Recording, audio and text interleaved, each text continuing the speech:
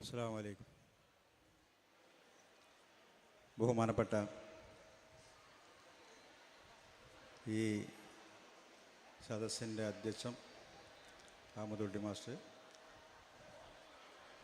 ഈ സംഗമത്തിൻ്റെ ഉദ്ഘാടന കർമ്മം നിർവഹിക്കപ്പെട്ട ബഹുമാനപ്പെട്ട ആലി ഹാജി, ഈ സംഘവുമായി ബന്ധപ്പെട്ട് നമുക്ക് ഉപദേശ നിർദ്ദേശങ്ങൾ നൽകിക്കൊണ്ട് സംസാരിച്ച ബഹുമാനപ്പെട്ട ഉസ്താദ്, അതുപോലെ തന്നെ ഈ കുടുംബത്തിനെ ഒരു മാലയിലെ മുത്തുമണികളെ പോലെ കോർത്തിണക്കിക്കൊണ്ട് ഇതിന് നേതൃത്വം കൊടുത്തുകൊണ്ടിരിക്കുന്ന ബഹുമാനപ്പെട്ട ഈ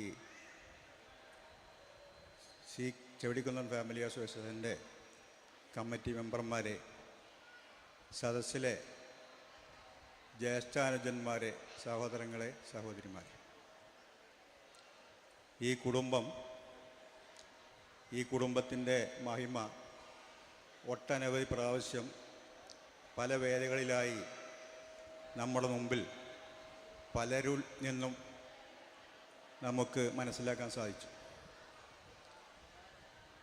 അതിലേറെക്കുറെയൊക്കെ ബഹുമാനപ്പെട്ട മാസ്റ്റർ എപ്പോഴും സംസാരിക്കാറുണ്ട്, 7ാമത് കുടുംബസംഗമം പ്രയാസമില്ലാത്ത രീതിയിൽ നടത്തിക്കൊണ്ടുപോകാൻ സാധിക്കുന്നത് ഈ ചെവടിക്കുന്നൻ കുടുംബത്തിന് മാത്രമാണെന്ന്.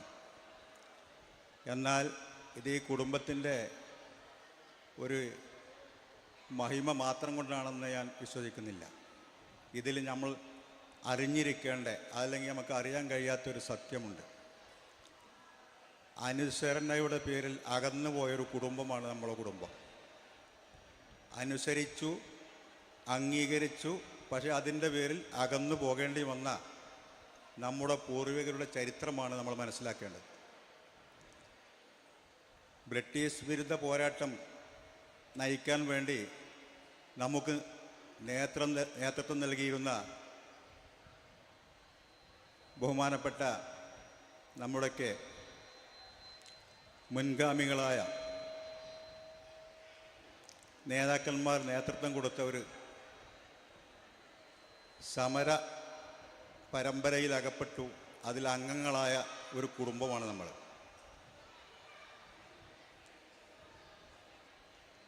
അവർ നികുതി നിഷേധ സമരം പ്രഖ്യാപിക്കുകയും ആ നികുതി നിഷേധ സമരത്തിൻ്റെ മുൻനിരയിൽ നിന്ന ആളുകളായി നമ്മുടെ പൂർവികരായ പിതാക്കന്മാർ അണിനിരന്നതിൻ്റെ പേരിൽ അവരുടെ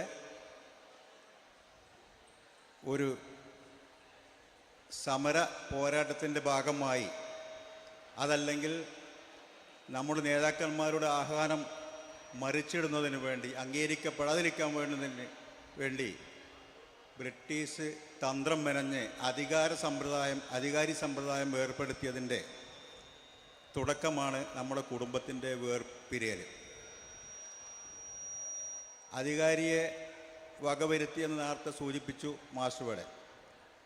അതിൻ്റെ പേരിൽ ഒരു കുടുംബത്തിലെ അംഗങ്ങളിൽ നിന്ന് നോക്കി വളർത്തിയ മാതാപിതാക്കളടക്കമുള്ള ആളുകൾ, നിങ്ങൾ എത്രയും പെട്ടെന്ന് ഈ വീട് വിട്ട് പോകണം, എവിടെയെങ്കിലും നിങ്ങളെ മക്കളുമായി നിങ്ങൾ ഒളിച്ച് താമസിച്ച് നിങ്ങൾ അവരെ സംരക്ഷിക്കണം എന്നാണ് അവർക്ക് കിട്ടിയ നിർദ്ദേശം. ആദ്യത്തെ അനുസരണം വെളിയങ്കോട് ഉമ്രഖാദിയാണ്. മഹാനവറുകൾ നിർദ്ദേശിച്ചു, ഈ സമരവുമായി നിങ്ങൾ സഹകരിക്കണമെന്ന്. ആ സമരവുമായി സഹകരിച്ചതിൻ്റെ പേരിൽ 2ാമത്തെ നിർദ്ദേശത്തിൻ്റെ വഴി വന്നു. ആ നിർദ്ദേശം മാതാപിതാക്കളിൽ നിന്നാണ് ഉണ്ടായത്, അനുസരിക്കുക. അങ്ങനെ വീട് വിട്ടിറങ്ങി നമ്മുടെ ഈ കടലുണ്ടിപ്പുഴയുടെ പല ഭാഗങ്ങളിലായി കരപറ്റി ഒളിത്താവളം കണ്ടെത്തി ഒളിച്ച് ജീവിച്ച് ഇന്ന് പരസ്യമായി പ്രത്യക്ഷത്തിൽ രംഗത്ത് വന്ന ആളുകളാണ് നമ്മളെ കുടുംബങ്ങൾ.